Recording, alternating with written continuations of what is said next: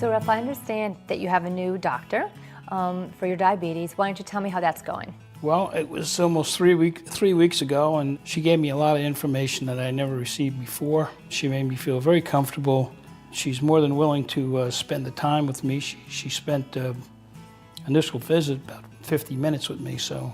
It can be really overwhelming when you meet with a physician for the first time, so I gave Ralph some tips for meeting with his physician in the future. It's really important to have good communications with your doctor. When you go in, be really organized, because doctors, as we know, are really busy, and maybe put a list of the questions that you have ahead of time. You know, if any new changes, like how you're feeling, if you've been researching any new medications or anything, at least you'll have it down on paper, you'll be organized.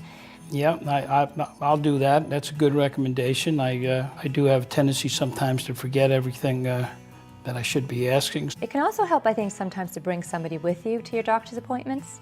Like, do you ever bring your wife? Not to this doctor. I think that can be helpful because sometimes you might forget something, like if the doctor gave you a lot of information. I think 4 ears can be better than 2 sometimes.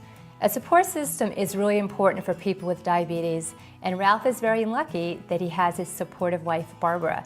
All right, so now we have to get you on track with trying to get your physical activity up. Because exercise is really important to help control your blood sugar, because when you exercise, you're using glucose for fuel, and also when you exercise, it kind of helps your body process the insulin more efficiently, so it really can help with glucose control and with your weight.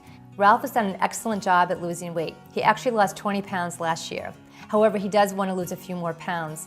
So I gave Ralph some tips on how to increase his exercise, and hopefully he'll be able to lose a few more pounds, and then he'll be at a great weight. I know you mentioned you have some problems with herniated discs. So, of course, you always want to clear it with your doctor first.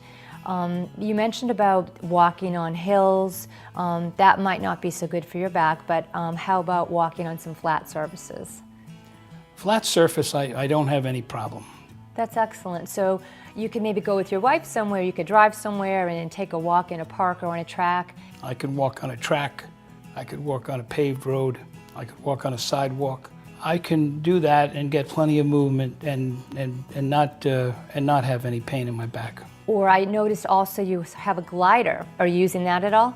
I use it on occasion, not as much as I should, but if I got into more of a routine, I would probably give it 20 minutes, try 15, 20 minutes at 3 or 4 times a week. That would be great. And maybe if you have a television in front of it, it helps make it less boring. I'm thinking about some e-books. Excellent. What about any other activities? Is there anything else that you enjoy doing? Yes, when I was younger, I was very active in swimming. Okay. And I also lived on a lake when I was a young man. So there was plenty of swimming, but I don't have that facility nearby. So I've done a little research for you, and I found a pool that's not far from here. It's actually at a high school. So, and they have memberships that are open for the public, and they have a special discount rate for seniors. So I think you could probably get a membership there. Well, I would like to look into that. I haven't done any swimming in over 20 years, but I'm sure that some swimming activity would not only be good for my diabetes, but probably would help my back also. Excellent. It sounds like a great plan. I definitely feel empowered, and I think the experience is excellent for me.